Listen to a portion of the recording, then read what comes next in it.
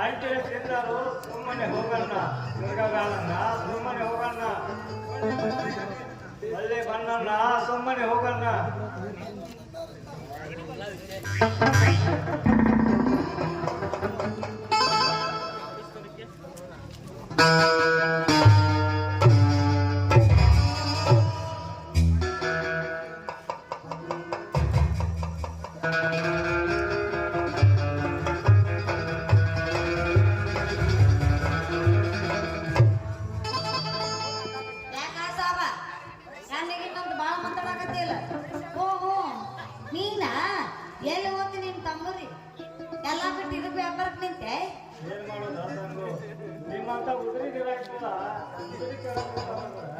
ಅದನ್ನ ಮಾಡಿ ಈ ಮಿಠಾಯಿ ಕೆಲಸ ಚಾಲು ಮಾಡ್ಯಾನ. ಹೌದಾ ತಾಯಿ ಹಂಗಾರ ನೋಡೋಣ ಹೆಂಗ ಹಂಗ ಕೊಡುದಿಲ್ಲ ಪದ ಪದ ಹಾಡ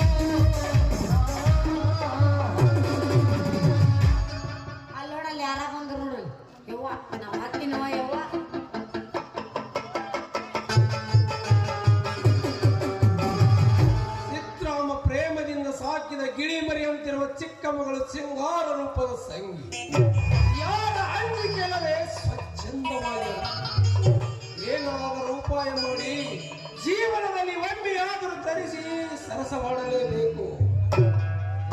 ಗೊಬ್ಬಣ್ಣ ಸುಮ್ಮನೆ ಹೋಗಣ್ಣ ಭಕ್ತಿಗೆ ಬಂದಣ್ಣ ನಿನ್ನ ಹುಡುಗರು ತಿಂದರು ಸುಮ್ಮನೆ ಹೋಗಣ್ಣ ತಿರುಗಿ ನೋಡಬೇಡ. ಓ ಯಾರು ಪಾಪ ನೀನೇಕೆ ಕ್ಯಾಮ್ರಾ ಕೆಲಸ ಬಿಟ್ಟು ಈ ಹೊಲಸು ಕೆಲಸಕ್ಕೆ ಕೈ ಹಾಕಿರುವೆಯೋ? ನಾವು ಮಾಡಿದ ಕೆಲಸ ಹೊಲಸ ಕೆಲಸ ಐತಿ. ನಾವು ಮಾಡಿದ ಕೆಲಸ ಯಾವ್ದು ಒಳ್ಳೆ ಇಲ್ಲ. ಅಷ್ಟೇ ನಮ್ಮ ಹುಟ್ಟು ಎಂಬಾಗ ನುಕ್ಸಾನ ಆತ. ಅದ ಮಾಡಿ ಕೆಲಸ ನೋಡು ನನಗೂ ಒಬ್ಬ ನಂಬಿಗಸ್ತ ಮನುಷ್ಯ ಬೇಕಾಗಿದ್ದಾನೆ. ನಾನೊಂದು ಸ್ವಂತ ಬಿಸ್ನೆಸ್ ಮಾಡಬೇಕೆಂದ್ರೆ ನೀನು ಬರಲಾದರೆ ನಿನ್ನನ್ನು ನನ್ನ ಪಾರ್ಟ್ನರ್ ಅಂತ ಸೇರಿಸಿಕೊಳ್ತೇನೆ. ಮತ್ತು ನಮ್ಮ ಬಿಸ್ನೆಸ್ ಗುಟ್ಟು ಯಾರಿಗೆ ಗೊತ್ತಾಗಬಾರದು. ಆದರೆ ಗುಟ್ಟನ್ನು ಅಲ್ಲೇ ಹೇಳುತ್ತೇನೆ. ಬರುವೆಯಾ? ಒಂದು ವೇಳೆ ಗುಟ್ಟು ಯಾರಿಗಾದರೂ ಗೊತ್ತಾದರೆ ನೀನು ಹೆಣ ಹೊರಬೇಕಾಗುತ್ತದೆ. ಆಯ್ತ್ರಿ. ಸ್ವಲ್ಪ ಊಟ ಮಾಡ್ಕೊಂಡು ಬರ್ತೀನಿ, ಅಲ್ಲೇ ಮಾತಾಡೋಣ ಅಂತ.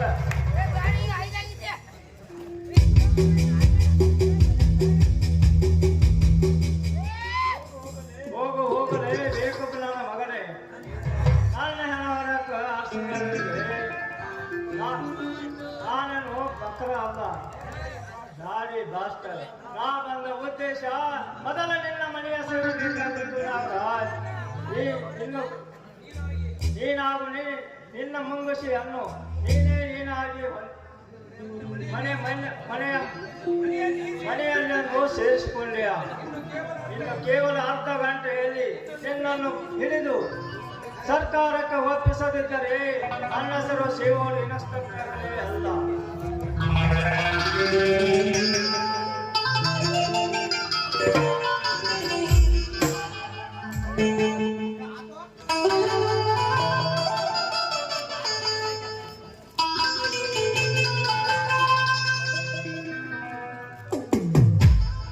ರೈತ ಹುಕ್ಕುತ್ತಿದ್ರೆ ಬಿಕ್ಕುವುದು ಜಗವೆಲ್ಲ ಅನ್ನೋ ಹಾಗೆ ನಮ್ಮ ಪ್ರತಿಫಲಕ್ಕೆ ಆ ದೇವರು ಚೆನ್ನಾಗಿ ಫಸಲನ್ನೇ ಕೊಡುತ್ತಾನೆ.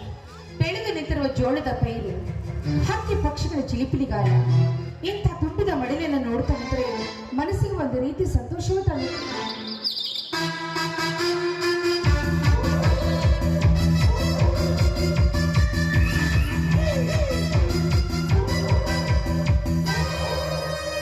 ಬೇಟೆಗಾರನ ಬಲಿಯಿಂದ ತಪ್ಪಿಸಿಕೊಂಡು ಬಂದ ಜಿಂಕೆ ಹಾವು ಹಾರಿ ಅರಣ್ಯದಿಂದ ಅಭಯಾರಣ್ಯಕ್ಕೆ ಹಾರಿದಂತೆ ಈ ಹೆಣ್ಣು ಹರಣಿ ಬೆದರಿದೆ. ಇನ್ನು ಈ ನಾಗರಾಜನ ಕೈಯಿಂದ ತಪ್ಪಿಸಿಕೊಳ್ಳಲು ಸಾಧ್ಯವೇ ನೀವು ಬಲಿ ಬೀಸದಾಗ ಹೆಂಗ ತಪ್ಪಿಸೋದ್ರಿ ಬ್ಯಾಗಿ? ಯಾರು? ನಾಗರಾಜ, ದುಷ್ಟ ವಿಷಯಂತೂ ಕಾಮುಕ, ನಯವಂಚಕ. ಆದರೂ ಹೆಣ್ಣುಗಳ ಮನೋಕರ್ಷಕ ಭಾಗ್ಯ. ಎಷ್ಟು ದಿನ ಈ ನಾಗರಾಜನ ಕಣ್ಣು ತಪ್ಪಿಸಿ ಜೀವಿಸುವೆ. ಸುಖ ನೀನು ಬಾ. ಜಂಪ್ಸ್ಕೊಳ್ರಿ ಇದನ್ನೆಲ್ಲ. ನನ್ನ ಮಗಳು ಬಹಳ ಚೆನ್ನಾಗೈತಿ. ಯವ್ವ ನನ್ನ ಮಗ, ನೀವು ಅಂತ ಕೈ ಹಿಡಿದು ನನ್ನ ಮಗ ನಾಗರಾಜಮ್ಮನವರು ತೊಟ್ಟಿದಾಗ ತೋರಿಸ್ತಾವ. ಯಾರು? ಓಹೋ, ನೀನು ಮಗಳ ಮದುವೆಯನ್ನು ಮಾಡಿಕೊಟ್ಟು ಮಗಳ ದೇಹ ಸ್ಮಶಾನ ಯಾತ್ರಕ್ಕೆ ಸೇರುವಾಗ ಮಗಳ ಮುಖ ನೋಡಲು ತಂದೆನಿಸಿಕೊಂಡು ಬಂದಿರುವ ಹದ್ದೆ ನೆನಪಾಯ್ತೇನೋ ನಿನ್ನ ತಾಯಿ ನೆನಪು? ಅಣ್ಣವ ಹಂಗಂದ್ರೆ ತಪ್ಪದ. ಕಡೆ ಕೃಷ್ಣ ಅವತಾರ ಅದು. ನಾನು ಕೃಷ್ಣ, ಇವನು ದುಶ್ಯಾಸನ, ನೀನು ಪಾಂಚಾಲಿ. ಹ್ಞೂ ಅಂದ್ರ ಹಣ್ಣು ಹೊಳೆನ ಹೇಳ್ತಾರೆ ವಾದನ ಕಾಲಾಗ. ಅಷ್ಟೊಂದು ಹಣದ ದುರಾಸೆ ನಿನಗಿದ್ರೆ ನನ್ನ ಮದುವೆನಾದ್ರೆ ಯಾಕೆ ಮಾಡಿಕೊಟ್ಟೆ? ವೇಶ್ಯೆಯರ ಮನೆ ಸಾಲಿನಲ್ಲಿ ನನಗೂ ಒಂದು ಮನೆ ಕಟ್ಟಿಸಿ ಬರುವ ಶ್ರೀಮಂತ ಗಿರಾಕಿಗಳನ್ನು ನನ್ನ ಹತ್ರ ಕಳಿಸಿದ್ರೆ ನೀನು ಕೈ ತುಂಬ ಹಣ ಸಂಪಾದನೆ ಮಾಡ್ತಾ ಇದ್ಯಾ? ನೀನು ದಲ್ಲಾಳಿ ಕೆಲಸ ಮಾಡಿದ್ದಕ್ಕೂ ಸಾರ್ಥಕವಾಗ್ತಿತ್ತು. ಚುಪ್ ಬಾಯ್ ಮತ್ ನಾಗರಾಜ ಒಬ್ರೆ, ನಾನು ಎದುರಿಗಿರ್ತೇನ್ರಿ. ಶುರು ಮಾಡ್ರಿ ನೀವು ಕಾಯ್ಕೊಂಡು.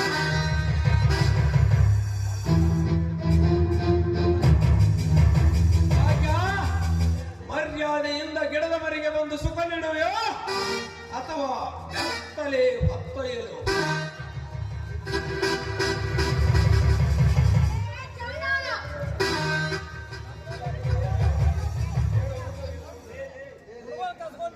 ಮಂಗ್ಯಾನ ಮಕ್ಕಳೇ, ನಮ್ಮ ತಾಯಿ ಕೈ ಮೇಲೆ ಮುಡ್ತೀರಾ? ನಿಂದಾಗೂ ಸರಿದು ಮಾತಾಡು. ನಮ್ಮ ಮಾವ ಬಂದಿದ್ದಾರೆ, ಹೇಳಿ ಒದಿಸ್ತೀನಿ ಮಕ್ಕಳ್ಯ. ಚಿಗುರು ಹೋಗುವ ಕಾಗೆ ರೂಪದ ಕೋಗಿಲೆ ಮರಿ. ಭಾಗ್ಯ, ನೀನು ನನ್ನವನಾದರೆ ನಿನ್ನ ಮಗನನ್ನು ಬಿಡುತ್ತೇನೆ, ಇಲ್ಲದಿದ್ದರೆ ಕಣ್ಣು ಕಿತ್ತು ಭಿಕ್ಷೆ ಬೇಡಲು ಹೋಗುತ್ತೇನೆ. ಸಿದ್ದರಾಮಪ್ಪ, ನನ್ನ ಕೈಯ ಕಚ್ಚಿದ ಈ ನಾಗರ ಮರಿಯನ್ನು ಹೇಳಿದ ನಾನಂತೂ ಇವಳ ಸುಖವನ್ನದೇ ಬರಲಾರೆ. ಅಷ್ಟು ಮಾಡಲೇ ಹುಡುಗ, ಏ ಹುಡುಗ ಚೋಟದಿ ಎಷ್ಟನಿಂದ ಬಾಣನ ಹಿಂದೆ.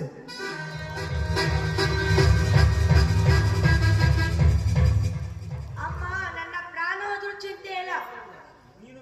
ನೀನು ಮಾತ್ರ ಏನೋ ಇವನ ಬಳೆಗೆ ಬೀಳದಿರಮ್ಮ.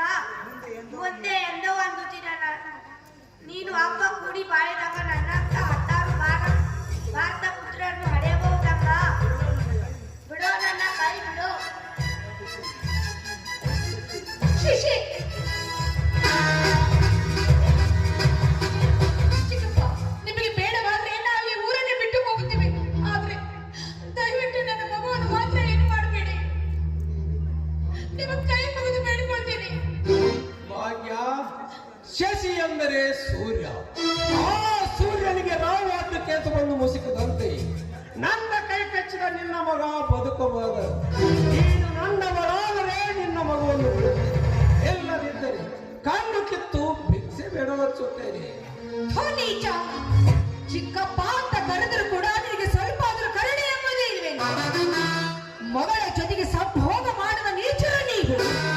ನಿನ್ನ ತಾಯಿ ನಿನ್ನನ್ನು ಜಾರದರಿಗೆ ಹೆಕ್ಕಿರಬಹುದು. ಹೆಣ್ಣು ಅಂದ್ರೆ ಅಷ್ಟೊಂದು ಸಾಮಾನ್ಯ ಅಂತ ತಿಳಿದುಕೊಳ್ಳಬೇಡಲು. ತ್ರಿಮೂರ್ತಿಗಳನ್ನು ಕೂಸನಾಗಿ ಮಾಡಿದ್ದೇ ಹೆಣ್ಣು. ಕಾಲ ಯಮನ ಬೆಂಬಕ್ಕೆ ಸತ್ತ ಗಂಡನ ಪ್ರಾಣ ಮರಳಿ ಪಡೆದಿದ್ದೇ ಹೆಣ್ಣು. ಕೈಯಲ್ಲಿ ಕತ್ತಿ ಹಿಡಿದು ಕೆಂಪ ಮುಖದ ಠಾಕುರರೊಂದಿಗೆ ರುಂಡ ಚೆಂಡಾಡಿದ ವೀರರಾಣಿ ಕಿತ್ತೂರ ಚೆನ್ನಮ್ಮ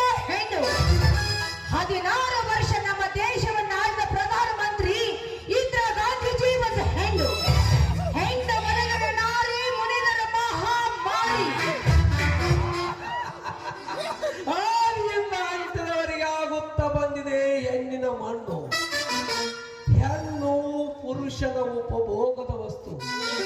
ಬೇಕೆಂದಾಗ ಉಪಯೋಗಿಸಿಕೊಳ್ಳುವುದೇ ಗಂಡಿನ ಧರ್ಮ.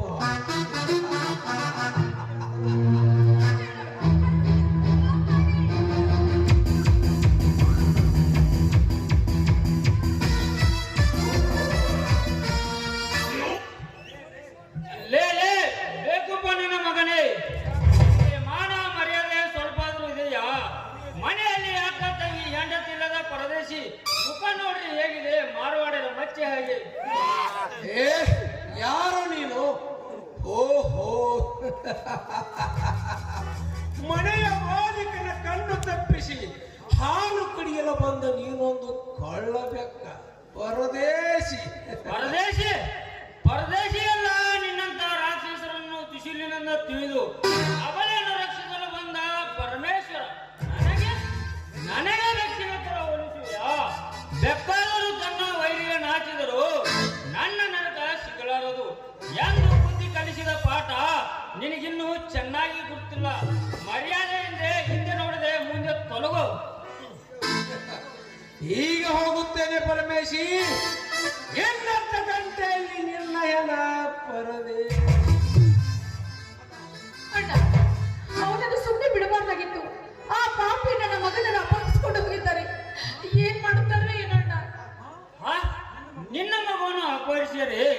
ಇಲ್ಲೊಂದು ಸಹಿ ಮಾಡಮ್ಮ, ನಾನು ಕಂಪ್ಲೇಂಟ್ ಕೊಟ್ಟು ಪೊಲೀಸರನ್ನು ಕರೆದುಕೊಂಡು ಬರುತ್ತೇನೆ. ನೀನು ಮೊದಲು ಮನೆಗೆ ನಡಿ. ಆಯ್ತಣ್ಣ, ಬೇಗನೆ ಹೋಗಿ ಪೊಲೀಸ್ ಸ್ಟೇಷನ್ ಹೋಗಿ ಪೊಲೀಸರನ್ನು ಕರೆದುಕೊಂಡು ಬಾ.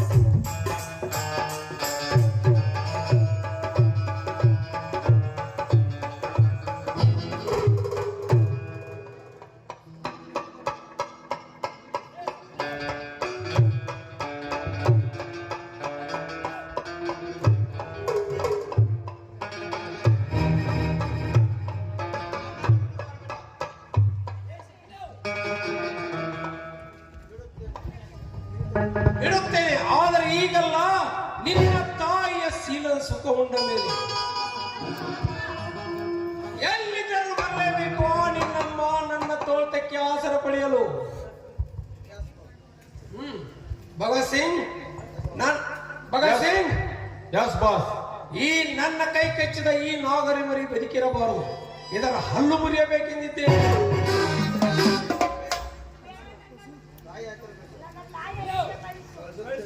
ಕಳಿಸುತ್ತೇನೆ. ತಾಯಿ ಹತ್ತಿರ ಅಲ್ಲ, ನಾಯಿ ಹತ್ತಿರ ಕಳಿಸುತ್ತೇನೆ. ಜೇರು, ಈ ನಾಯಿ ಹಲ್ಲು ಮುರಿದರೆ ಮುದ್ದೆ ತಿಂದಿ ಬದುಕುತ್ತದೆ. ಅದಕ್ಕಾಗಿ ಇದರ ಕಣ್ಣು ಕಿತ್ತರೆ ಕೊರಗಿ ಸಾಯುವಂತೆ ಮಾಡಬೇಕು. ಆಯಿಲ್ ಚಾಕು ತೆಗೆದು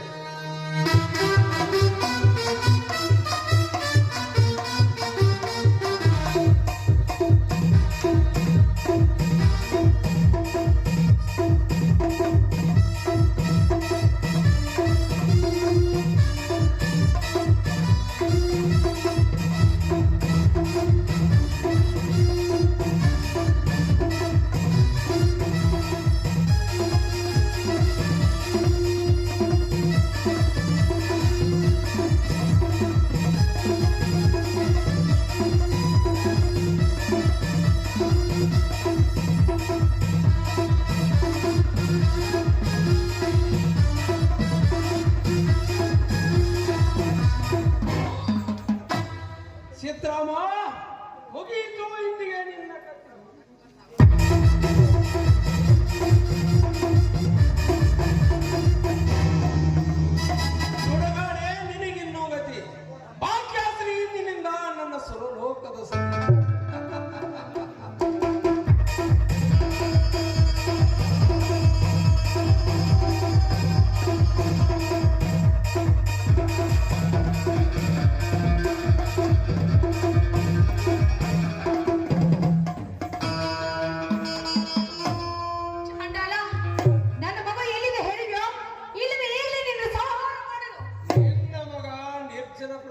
ಹೋಗಬಹುದಾ? ಅಲ್ಲಿ ಬಿದ್ದುಕೊಂಡಿರುವ ನಿನ್ನ ತಂದೆಯನ್ನು ನೋಡು.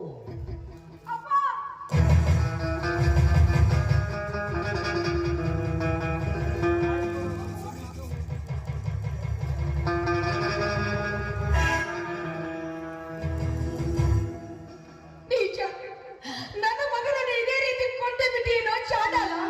ಇಲ್ಲ, ನಿನಗೆ ತಕ್ಕ ಶಿಕ್ಷೆ ಆಗಲೇಬೇಕು. ದೇಶ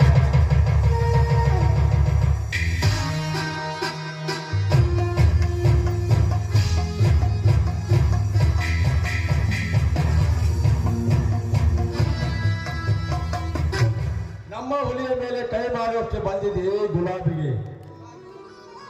ಗುಲಾಬಿ ಹೂವು ನೋಡೋದಕ್ಕೆ ಸುಂದರವಾಗಿ ಕಾಣುತ್ತದೆ, ಆದ್ರೆ ಅದರ ಅಡಿಯಲ್ಲಿ ಮುಳ್ಳಿದೆ ಎಂಬುದನ್ನು ಯಾವತ್ತಿಗೂ ಮರೆಯಬೇಡ. ನಿಮ್ಮಂಥವ್ರಿಗೆ ಸರಿಯಾದ ಶಿಕ್ಷೆ ಆಗಲೇಬೇಕು.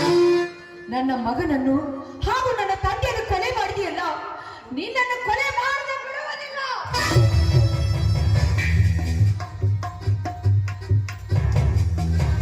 ನಮ್ಮ ಹುಲಿಯ ಮೇಲೆ ಕೈ ಮಾಡುವಷ್ಟು ಬಂದಿದೆ ಗುಲಾಬಿಗೆ.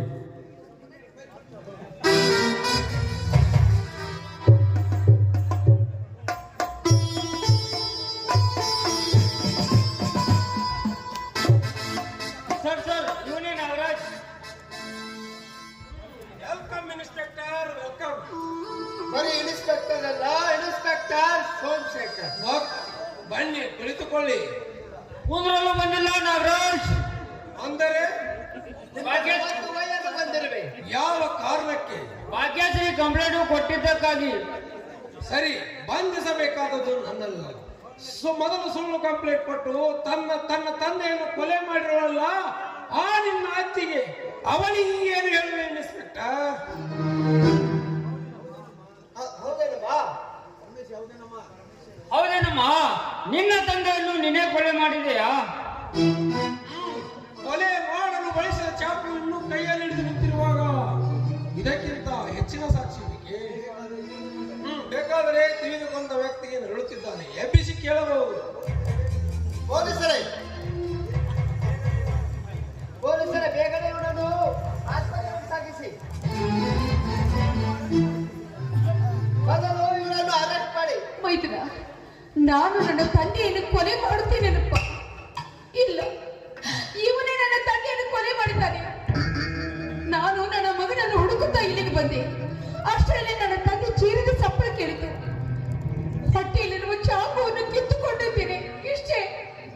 ದಯವಿಟ್ಟು ನನಗೆ ಶಿಕ್ಷೆ ಕೊಡಬೇಡಪ್ಪ, ನನ್ನನ್ನು ಬಿಟ್ಟು ಬಿಡು. ಗೊತ್ತಮ್ಮ ಬಾಯ್ಡ ಅತ್ತಿಗೆ ಅಂತೆ, ಅತ್ತಿಗೆ ಸ್ವಲ್ಪ ಆದ್ರೂ ನಾಚಿಕೆ ಇಲ್ಲ ನಿನಗೆ. ನಿನ್ನ ಕೃತಿಗಳನ್ನು ನಾಗರಾಜ ಮೊದಲೇ ತಿಳಿಸಿದ್ದಾನೆ. ಪೊಲೀಸ್ ಟೋಟೆ ಎಳೆದುಕೊಂಡು ನಡೆಯುವ ಸ್ಟೇಷನ್ಗೆ. ಸರ್ ಸರ್, ಯಾತಕ್ಕಾಗಿ ಸರ್? ಯಾವ ಕಾರಣಕ್ಕಾಗಿ ಸ್ಟೇಷನ್ಗೆ ಕರೆದುಕೊಂಡು ಬರಬೇಕು? ಕೊಲೆ ಮಾಡಿದ ವ್ಯಕ್ತಿ ಕೈಯಲ್ಲಿ ಚಾಕು ಹಿಡಿದು ನಿಂತಿರುವಾಗ ಮತ್ತೇನು ಬೇಕು? ಮೈದಿನ ಉಳಿಸಿ ತಿನಿಸಿ ಜೋಪಾನ ಮಾಡಿದ ಹೆತ್ತ ತಾಯಿ ತಿರುವಿ ನಿನ್ನ ಅತ್ತಿಗೆಗೆ ಯಾಕಪ್ಪ ಈ ಶಿಕ್ಷೆ? ದಯವಿಟ್ಟು ನನ್ನನ್ನು ಬಿಟ್ಟು ಬಿಡು. ನೋಡಮ್ಮ, ನಮ್ಮ ಕಾನೂನಿಗೆ ಅತ್ತೆ ಅಣ್ಣ ಯಾವ ಸಂಬಂಧ ಬಂಧನವಿಲ್ಲ. ಏನೇ ಇದ್ದರೂ ನಿನ್ನ ವಾದ ಕೋರ್ಟ್ನಲ್ಲಿ. ವಿಶ್ವಾಮಿತ್ರ ವಾಗ್ವಾದಕ್ಕೆ ಹರಿಶ್ಚಂದ್ರ ಸ್ಮಶಾನ ಕಾಯಬೇಕು ಇತ್ತು. ಒಬ್ಬ ಅಗಸರ ಮಾತಿಗೆ ಸೀತೆ ಅಗ್ನಿ ಪರಿವೇಶ ಆಗಬೇಕಾಯಿತು. ನನ್ನ ಕೈಯಲ್ಲಿದೆ ಮಾ, ತೀರ್ಮಾನಿಸುವುದು ನ್ಯಾಯ. ಪೊಲೀಸ್ ಚೋಟಂಟೆ ಎಳೆದುಕೊಂಡು ನಡೆಯುವರನ್ನ.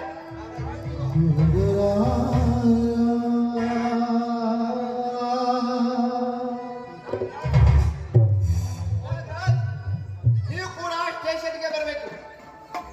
ನಾನೇಕೆ ಪೊಲೀಸ್ ಸ್ಟೇಷನ್ಗೆ ಬರಬೇಕು? ಭಾಗ್ಯಶ್ರೀ ಕಂಪ್ಲೇಂಟ್ ಕೊಟ್ಟ ಪ್ರಕಾರ ನಾವು ಕೂಡ ನಿಮ್ಮನ್ನು ಅರೆಸ್ಟ್ ಮಾಡಬೇಕಾಗುತ್ತದೆ.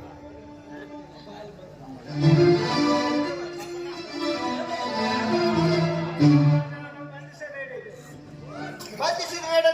ತಾವ್ಯಾರು ಬಂಧಿಸಬೇಡಕ್ಕೆ ಏನಾದರೂ ಸಾಕ್ಷಿ ಇದೆಯಾ? ಅರೆಸ್ಟ್ ಮಾಡಿರೋದು ನಾನು ಮಂಗಳಪುರ ಬೇಲ್ಪತ್ರ ತಂದಿದ್ದೇನೆ. ಹಾಗಿದ್ದರೆ ತಾವು ಸ್ಟೇಷನ್ಗೆ ಬನ್ನಿ, ಸಹಿ ಮಾಡಿ ಬರಬೇಕು. ಆಯ್ತು, ಬನ್ನಿ. ನಿಲ್ಲು ಪರಮೇಶಿ, ನಿಲ್ಲು ಪರಮೇಶಿ. ತೆಗೆಸಿಕೊಂಡು ಹೋಗಬೇಕಂತಿಲ್ಲ. ತೆಗೆದುಕೋ ಏನು.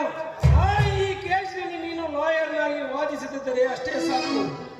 ಯಾರಿಗೆ ಬೇಕು? ಇದು ನಾ ಕೊಡುತ್ತಿರುವ ಈ ಕಾಣಿಕೆ. ಯಾರಿಗೆ ಬೇಕು? ಯಾವ ನಾಯಿಗೆ ಬೇಕು ನಿನ್ನ ಹಣ? ನಾಳೆ ಇದೇ ಕ್ರಿಮಿನಲ್ ಕೇಸಿನಲ್ಲಿ ನಾನು ಲಾಯರ್ನಾಗಿ ನಿನಗೆ ನೀಡುವ ಅತಿಥಿ ಸತ್ಕಾರ ನೋಡಿರುವಂತೆ. ಏನಂದೆ ಏನಂದೆ? ನಾಳೆ ನೀನು ಈ ಕೇಸಿನಲ್ಲಿ ಭಾಗವಹಿಸಿಯಾ? ಈಗಲೇ ನಿನ್ನನ್ನು ಕಳಿಸುವೇನು? ಖಂಡಿತ. ನಾನು ಒಳ್ಳೆಯದಕ್ಕೆ ಪರಮೇಶಿ, ವಿರುದ್ಧ ಬಂದರೆ ಬಲುವೇಶಿ. ಇನ್ನೊಬ್ಬರ ಹೆಂಜಲು ತಿಂದು ಬದುಕೋ ನಾಯಿ ಇನ್ನೊಂದು ಹೆಜ್ಜೆ ಮುಂದಿಟ್ಟರೆ ನಿನ್ನ ಹೆಣ ಬೀದಿಗೆ ಬೀಳುವಂತೆ ಒದೆಯುತ್ತೇನೆ. ಈ ಹೇಳಕ್ಕೆ ತೀರ್ಪು ಬರೆಯಲು ನ್ಯಾಯಾಧೀಶನನ್ನು ನಿಮ್ಮ ಅಪ್ಪನಲ್ಲ, ಸರ್ಕಾರ ನಿನ್ನ ಕೈಯಲ್ಲಿಲ್ಲ. ಗಟ್ಟಿ ನಿಲ್ಲದ ಸರ್ಕಾರ ರಟ್ಟು ಇಲ್ಲದ ಪೊಲೀಸರ ತಪ್ಪಿಗೆ ನಿಷ್ಠುರವಾಗಿ ವಾದ ಮಾಡುವಂತ ನಿಮ್ಮಂತ ಕರಿಕೋಟಿನ ವಕೀಲರು ನಮ್ಮ ದೇಶದಲ್ಲಿ ಇರೋದರಿಂದ ನಾವು ಹುಲಿಯಾಗಿ ಬಾಳುವುದು ತಪ್ಪೇನೂ ಇಲ್ಲ. ಸಿಕ್ಕವರ ಕೊಲೆ, ಗುಂಡೇನು ಕೊಲ್ಲಲು ನೀ ಏನು ದೇಶ ನುಂಗಲು ಬಂದ ಬ್ರಿಟಿಷರ ನಾಯಿ ಅಲ್ಲ. ನೋಡು, ನಾ ಕೊಟ್ಟ ಈ ಕೋಟನ್ನೇ ನಿನಗೆ ಶಿಕ್ಷೆಯಾಗುವವರೆಗೂ ಬಿಚ್ಚುವುದಿಲ್ಲ. ಒಂದು ವೇಳೆ ಈ ಕೇಸಿನಲ್ಲಿ ನಾನು ಸೋತರೆ ಈ ಕೋಟು ನಿನ್ನ ನಾಯಿಗೆ ತೋಡಿಸಿ ನಿನ್ನ ನಾಯಿಗೆ ಮಾಡುವ ಕೆಲಸ ನಾನು ಮಾಡುತ್ತೇನೆ. ಇದು ಬರುತ್ತೇನೆ. ಎಷ್ಟೇ ಮೈ ಚಾಲೆಂಜ್. ಭಗತ್ ಸಿಂಗ್ ಇವನಂತೂ ಚಾಲೆಂಜ್ ಮಾಡಿ ಹೋದ. ಈಗಾಗಲೇ ನೀನು ಕಂತ್ರಿ ನೋಟ್ ತೆಗೆದುಕೊಂಡು ಹೋಗಿ ಡಾಕ್ಟರ್ವಾಗಿ ತಿರುಗಿ ಬಾ. ಹಾಗೆ ಆ ಸಿದ್ದರಾಮಪ್ಪನಿಗೆ ವಿಷದ ಇಂಜೆಕ್ಷನ್ ಕೊಟ್ಟು ಸಾಯಿಸಲು ತಿಳಿಸುವ. ಅಷ್ಟರಲ್ಲಿಯೇ ನಾನು ಒಬ್ಬ ವಕೀಲರಿಗೆ ಭೇಟಿಯಾಗಿ ಬರುತ್ತೆ.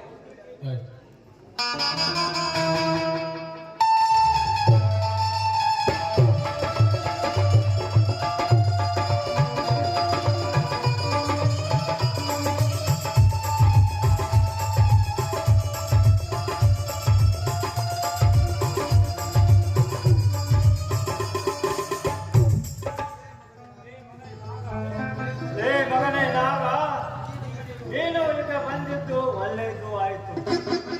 ನಿನ್ನ ಮನೆಯಲ್ಲಿ ನಂಬರ್ 2 ವ್ಯವಹಾರಗಳನ್ನು, ಮಷನ್ಗಳು, ಕಂತ್ರಿ ನೋಟಿನ ಕದಿಗಳು, ಪಿಸ್ತೂಲು ಮತ್ತು ಯಾವ ಜಾಗದಲ್ಲಿ ತಯಾರಿಸದಲ್ಲಿ ಪರಿಶೀಲಿಸಲು ಒಳ್ಳೆಯದು ಆಯಿತು. ಮೊದಲು ಸೂಟ್ ಕಸ್ ತೆಗೆದುಕೊಂಡು ಹೋಗುತ್ತಿರುವ ಆ ಭಗತ್ ಸಿಂಗ್ ಅನ್ನು ಅರೆಸ್ಟ್ ಮಾಡಲೇಬೇಕು. ಹಲೋ ಪೊಲೀಸ್ ಸ್ಟೇಷನ್, ನಾನು ಸರ್ ಶಿವಡಿ ಮಾತಾಡುತ್ತೇನೆ.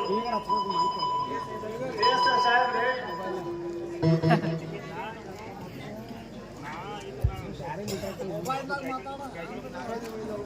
ಈಗ ನಾಗರಾಜನಿಂದ ಒಬ್ಬ ವ್ಯಕ್ತಿ ಹಸಿರು ಬಣ್ಣದ ಸೂಟ್ ಕೇಸನ್ನು ತೆಗೆದುಕೊಂಡು ಡಾಕ್ಟರ್ ಲಂಚ ತಗೊಳ್ಳಲು ಬರ್ತಿದ್ದಾನೆ. ಇವನು ಆಸ್ಪತ್ರೆಗೆ ಹತ್ತಿರ ಅರೆಸ್ಟ್ ಮಾಡಬೇಕು. ನಾನು ನಂತರ ಬರ್ತೇನೆ.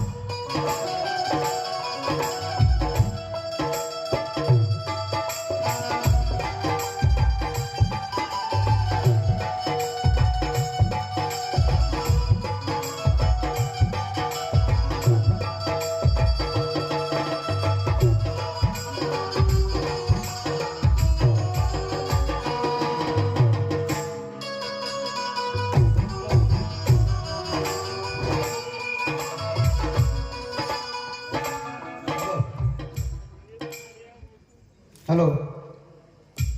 ಆಕಾಶವಾಣಿ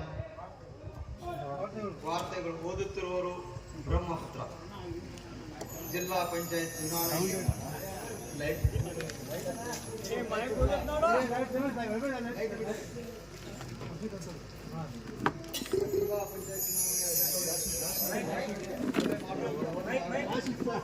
ಮೈಕ್ ಬಂದಾಗಿತ್ತು ನೋಡ್ರಿ. ಹಲೋ. ನಾಗರಾಜನನ್ನು ಕೊಲೆ ಮಾಡಲು ಹೋಗಿ ಅವರ ಜಾಗದಲ್ಲಿ ಮಲಗಿದ್ದ ಸಿದ್ದರಾಮಪ್ಪ ಎಂಬ ವ್ಯಕ್ತಿಯನ್ನು ಚೂರಿಂದ ಇರಿದು ಗಾಯಗೊಳಿಸಿದ್ದು ಅವರ ದೇಹ ಸ್ಥಿತಿ ತುಂಬಾ ಚಿಂತಾಜನಕ ಇದೆ ಎಂದು ಪೊಲೀಸ್ ಮೂಲದಿಂದ ತಿಳಿದು ಬಂದಿದೆ. ಅವರನ್ನು ಜಿಲ್ಲಾ ಆಸ್ಪತ್ರೆಗೆ ಸೇರಿಸಿದ್ದಾರೆ ಮತ್ತು ಚೂರಿಂದ ಇರಿದ ವ್ಯಕ್ತಿ ಭಾಗ್ಯಶ್ರೀ ಎಂಬುವವರನ್ನು PSI ಅವರು ಬಂಧಿಸಿ ಮುಂದಿನ ತನಿಖೆ ನಡೆಸುತ್ತಿದ್ದಾರೆ. ಈ ವಾರ್ತೆಗಳನ್ನು ಆಕಾಶವಾಣಿಯಿಂದ ಕೇಳುತ್ತಿದ್ದೀರಿ. ಇದೀಗ ಬಂದ ಸುದ್ದಿ. ಜಿಲ್ಲಾ ಪಂಚಾಯತ್ ಚುನಾವಣೆ ಫಲಿತಾಂಶ ಹೊರಬಂದಿದ್ದು ಬಹುಜನ ಪಕ್ಷದ ಅಭ್ಯರ್ಥಿ ದಯಾನಂದರು ತಮ್ಮ ಸಮೀಪದ ಪ್ರತಿಸ್ಪರ್ಧಿ ನಾಗರಾಜನನ್ನು 10,000 ಮತಗಳ ಅಂತರದಿಂದ ಪರಾಭವಿಸಿದ್ದಾರೆ. ಇಲ್ಲಿಗೆ ವಾರ್ತಾ ಪ್ರಸಾರ ಮುಕ್ತಾಯವಾಯಿತು.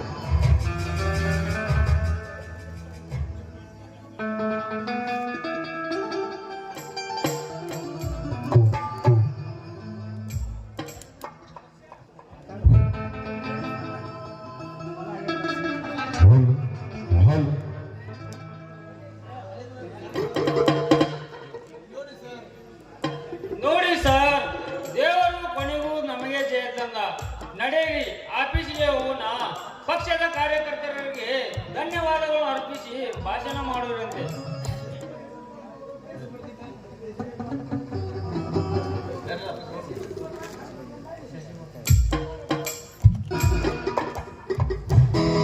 Hello hello.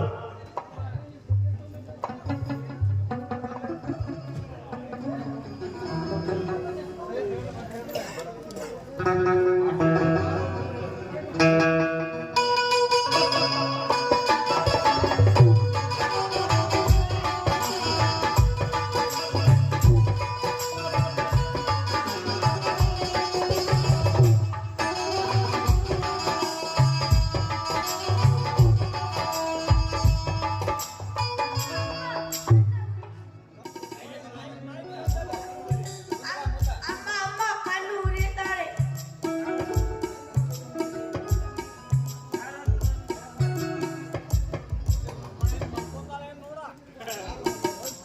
ಯಾರು ಮಗು ನೀನು? ಹಬ್ಬ, ಈ 2 ಕಣ್ಣುಗಳಲ್ಲಿ ರಕ್ತ. ಏನು ಮಗು, ಯಾರಾದರೂ ಇಲೆಕ್ಷನ್ ಗಲಾಟೆಯಲ್ಲಿ ಆಶೀರ್ ಹಾಕಿರುವ ನೀನು? ಇಲ್ಲ ಸರ್, ನಾಗರಾಜ್ ಎಂಬ ಕಾರಾಂತಕ ನನ್ನ ತಾಯಿಯನ್ನು ಕೆಣಕಲು ನಾನು ಕಣ್ಣಿನಿಂದ ನೋಡಿ ಆವೇಶಕ್ಕಾಗದೆ ನನ್ನನ್ನು ಬಾಯಿನವರನ್ನು ಅವರ ಕೈನನ್ನು ಕಚ್ಚಿದೆ.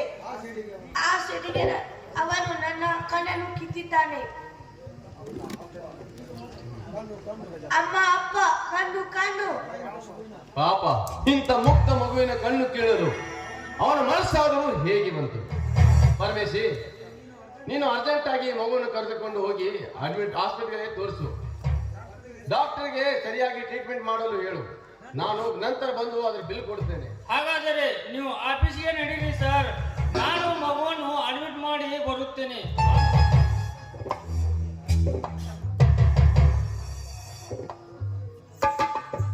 ಪಾಪ, ಇಂಥ ಮುಕ್ತ ಮಗುವಿನ ಕಣ್ಣು ಕೇಳಲು ಅವನ ಮನಸ್ಸಾದರೂ ಹೇಗೆ ಬಂತು?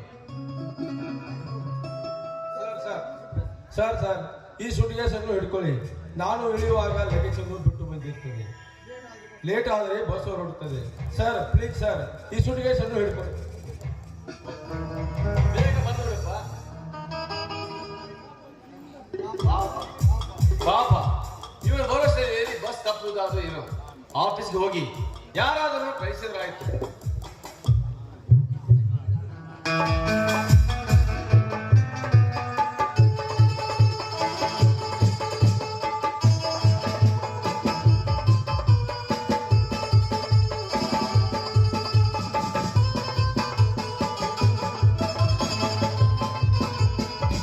ಸುಟ್ಕೇಸ್ನಿಂದ ಪರಾರಿಯಾದ ವ್ಯಕ್ತಿ ಯಾವ ಕಡೆ ಸುಳಿದನು ಏನು? ಚುನಾವಣೆ ಎನ್ನಿಕೆ ದಿನವಿರುವುದರಿಂದ ರಸ್ತೆಯಲ್ಲಿ ತುಂಬಾ ಜನಸಂದಣಿ ಇದೆ. ಈ ರಸ್ತೆಯಲ್ಲಿ ಎಲ್ಲಿ ತಪ್ಪಿಸಿಕೊಂಡರು ಏನು? ಅಲ್ಲಿ ಆ ಗಣೇಶ ಎಲ್ಲಿ? ಒಬ್ಬರ ಕೈಯಲ್ಲಿ ಹಸಿರು ಬಣ್ಣದ ಸುಟ್ಕೇಸ್ ಕಾಣುತ್ತದೆ.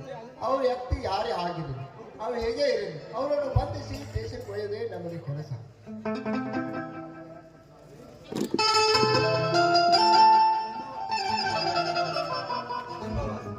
ಹಲೋ, ಅಂತೂ ಸುಸೂತ್ರವಾಗಿ ಸುಟ್ಕೇಸ್ ಒಬ್ಬರ ಕೈಯಲ್ಲಿ ಕೊಟ್ಟು ಬಂದಿದ್ದೇನೆ.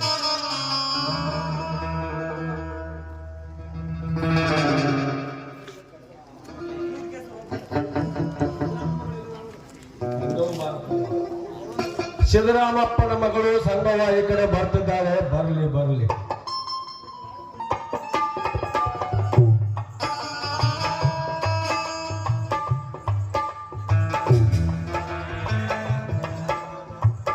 ಈ ನಮ್ಮ ಮಾವ ಚಟ್ನಿ ಎಲ್ಲ ಹಾಳಾಗೋಗೇನ ಅಂತೀನಿ. 1 ತಾಸು ಆತ್ರಿ ಹುಡ್ಕ್ಯಾಡಕತ್ತೀನಿ, ಒಟ್ಟ ಸಿಗವಲ್ಲ. ಇಲ್ಲಿ ಒಣಕಿ ಸಿದ್ದರಾಮಪ್ಪನ ಮನೆ ಯಾವ ಕಡೆ ಇದ್ರಿ? ಯಾಕ್ರಿ ಅಪ್ಪ, ಎಲ್ಲರೂ ಕೆಲಸ ಇತ್ತಾನ? ಅವ್ರನ್ನ ಯಾರೋ ಚಾಕೋದಿಂದ ತಿಂತಾರಂತ ಅವ ಸಾಯಕತ್ತಾನ. ಯಾರವ? ಅವ ಸಾಯಕತ್ತಾನ. ಅಯ್ಯಯ್ಯೋ,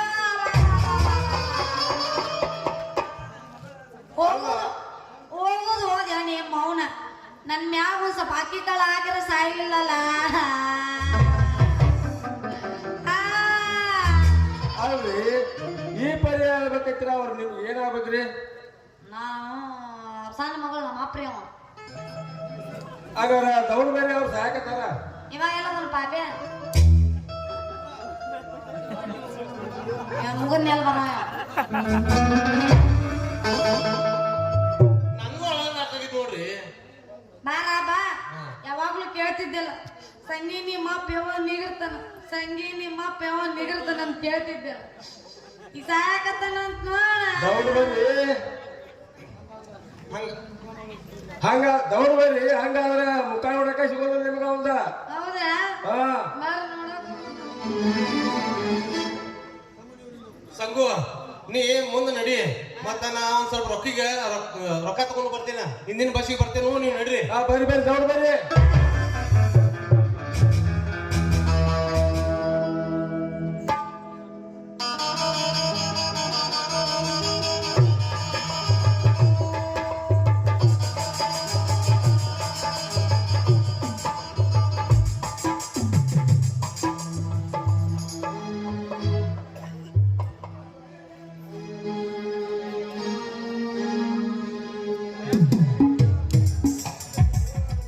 ದಯಾನಂದ ಅವ್ರಿಗೆ ಜಯವಾಗಲಿ, ದಯಾನಂದ ಅವ್ರಿಗೆ ಜಯವಾಗಲಿ.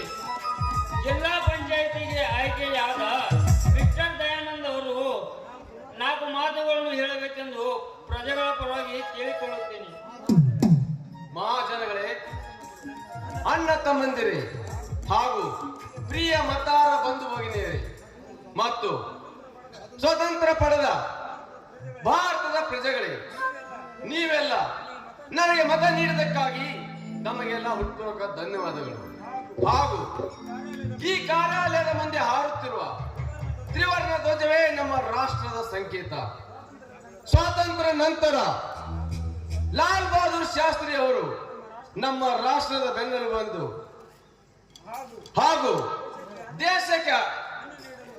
ದೇಶಕ್ಕೆ ಅನ್ನ ನೀಡಲು ರೈತ ಬೇಕೆಂದು ತಿಳಿದು ಜೈ ಜವಾನ್ ಜೈ ಕಿಸಾನ್ ಎಂದು ಹೇಳಿದ್ದಾರೆ. ಅದರಂತೆ ಧ್ವಜದ ಮೇಲ್ಗಡೆ ಇರುವ ಕೇಸರಿ ಬಣ್ಣವೇ ರಕ್ಷಣೆ ಹೊತ್ತ ಪೊಲೀಸರ ಗುರುತು, ಕೆಳಗಿರುವ ಹಸಿರು ಬಣ್ಣವೇ ದೇಶಕ್ಕೆ ಅನ್ನ ನೀಡುವ ರೈತನ ಗುರುತು.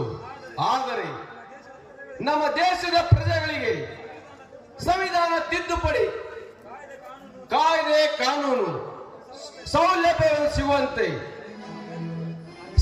ಸಿಗಲಿ ಎಂದು ಪ್ರಜೆಗಳಿಂದ ಪ್ರತಿನಿಧಿಗಳ ಆಯ್ಕೆ ಮಾಡಿ ಲೋಕಸಭೆ, ವಿಧಾನಸಭೆ, ಜಿಲ್ಲಾ ಪಂಚಾಯತ್, ಗ್ರಾಮ ಪಂಚಾಯತ್ ಎಂದು ನಿರ್ಮಿಸಿದ್ದಾರೆ. ಅದರಂತೆ ಮಧ್ಯದಲ್ಲಿರುವ ಬಿಳಿ ಬಣ್ಣವೇ ಪ್ರಜೆಗಳಿಂದ ಆಯ್ಕೆಯಾದ ಪ್ರತಿನಿಧಿಗಳ ಗುರುತು. ಅದರ ಮಧ್ಯೆ ಇರುವೇ ಅಶೋಕನ ಚಕ್ರ. ಈ ರೀತಿ ಬಿಗಿ ಬಂದೋಬಸ್ತ್ ಇದ್ರು ನಮ್ಮ ದೇಶದ ಮೂಲೆ ಮೂಲೆಯಲ್ಲಿ ಕಳ್ಳರು ಕದಿಮರು ದೇಶದೊಳಗೆ ಇದ್ದಾರೆ.